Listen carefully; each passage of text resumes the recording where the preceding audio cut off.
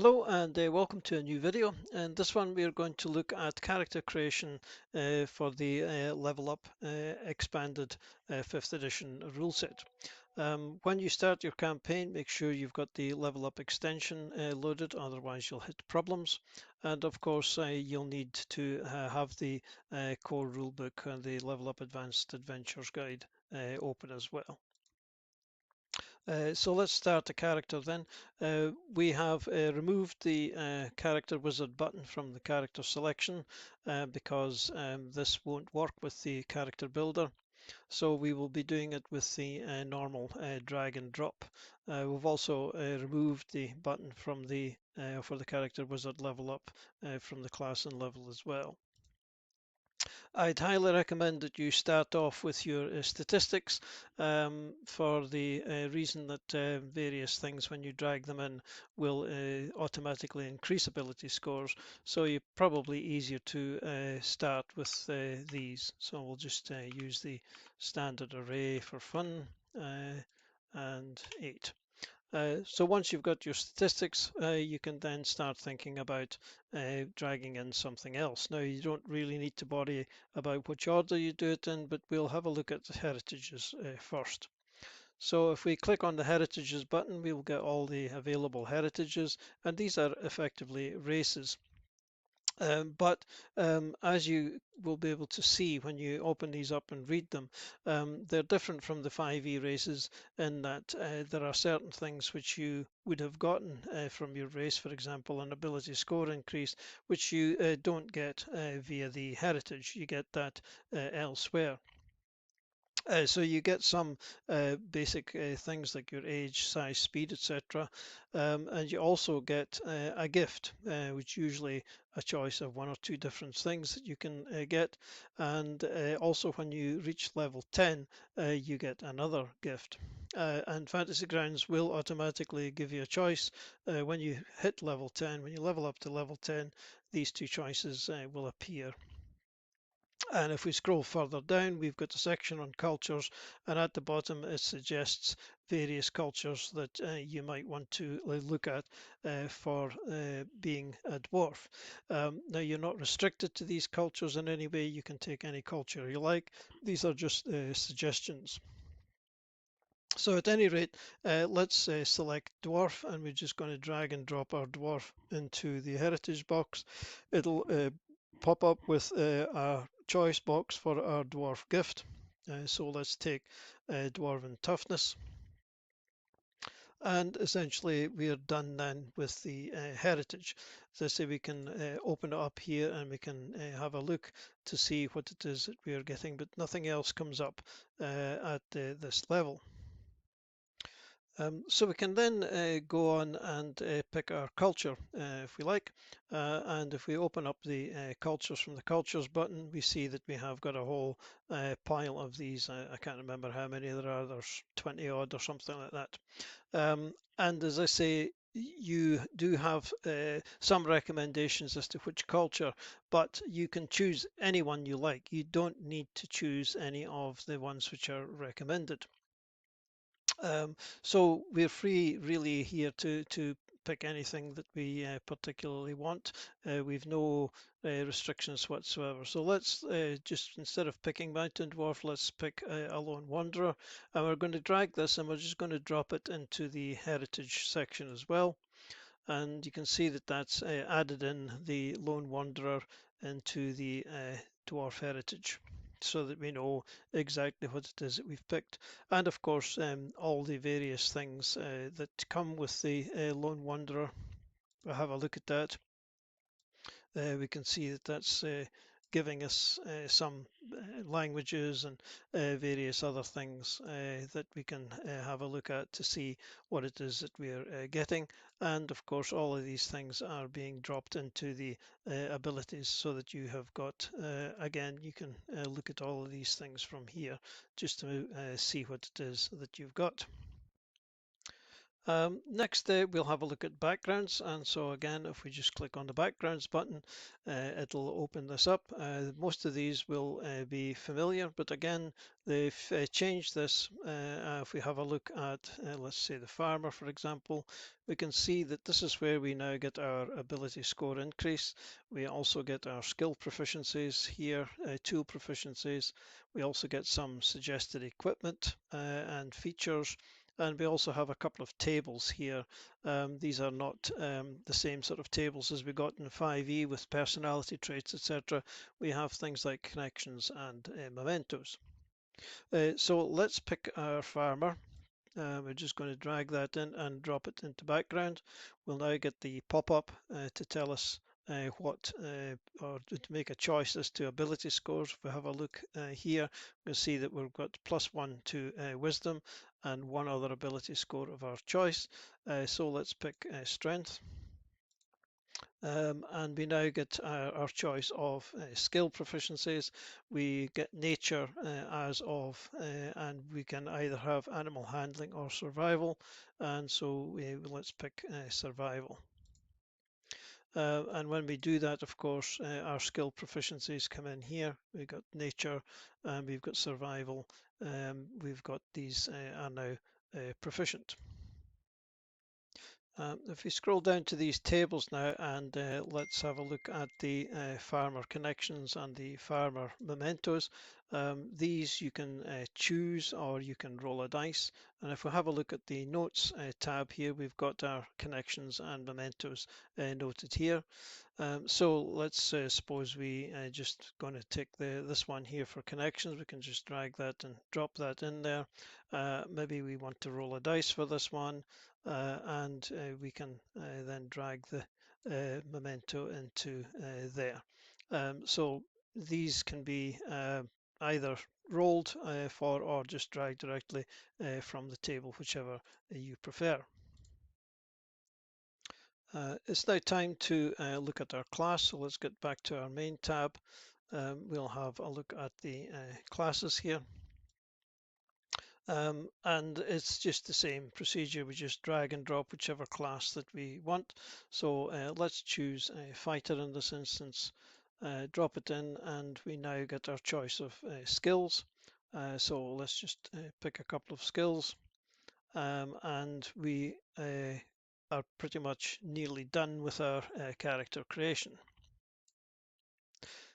So if we now have a look at our destiny, in the Destinies tab, if we open up one of these, we can see that we've got some special features. We've got a table here, coming of age destiny, and we've also got our inspiration feature here as well, which tells you all about how you get inspiration in the game at various time. And then we've got a fulfillment feature, which you get if you fulfill your destiny. So the first thing we want to do is to go to the Notes tab, and this here is our motivation. So again, you can just roll this and drag it in here for into your motivation. And your destiny here, coming of age, we can just drag that and drop it into this section here. And this creates a link for you, which you can get back to this to find out what your destiny is all about. The rest of the things you can fill in as you need to. So the bulk of the character is more or less done. We can see all our abilities, etc. Have come into the abilities tab. If we look at our front sheet, then we've got all our hit points and armor class, etc. But at the moment, we have no equipment. So if we just have a look now at our background again here, we just open that up, and if we also open up our fighter again, and if we have a look down at the fighter, down at this section here on equipment, you can see that we've got various equipment sets. Check our inventory, we see we've got 140 gold pieces, which you get automatically, and by dragging and dropping in this class, it'll add in that amount of gold for you. So Down here we've got the choice of various equipment sets, which you can completely ignore if you want, but if you want to take one of these, then there is a link here. So let's suppose we wanted the scout set. We can open this up, and what we've got is a treasure parcel, and we can simply drag this treasure parcel and drop it into our inventory. It'll add all the items, and it'll also deduct the gold for you. Now part of this you can see is an explorer's pack, so if we open that, this tells us what the explorer's pack is, and down at the bottom here there's another link which leads to another parcel, and we can drag this as well and drag that into our inventory. You can then delete the explorer's pack if you like, but all of that is now added in to your inventory for you. And if we have a look at the farmer background, again, the farmer gets a suggested amount of equipment here. And once again, if we open this up, we see that we've got a parcel. And again, just dragging this and dropping it into the inventory will fill out our inventory with everything that we have. One thing that we've gotten here is a mule, and if we open up the mule, you'll see that we've got some various statistics and information about this mule. And similarly, any of these other things here, we can click on our armor. We can find all the abilities of the armor, etc. We've got some weapons, and gone on to our actions tab. The weapons have all filled in. And down at the bottom of our inventory, we can see that we've got our carrying capacity, etc. Now, one thing that doesn't automate is the amount of supply or bulky items. None of the items I think that we have actually added in is bulky, but you can see here that we've got 15 rations, for example, which counts as one supply. So we would need to be cognizant of the fact that we can only carry 16 supply, so we're almost at our limit.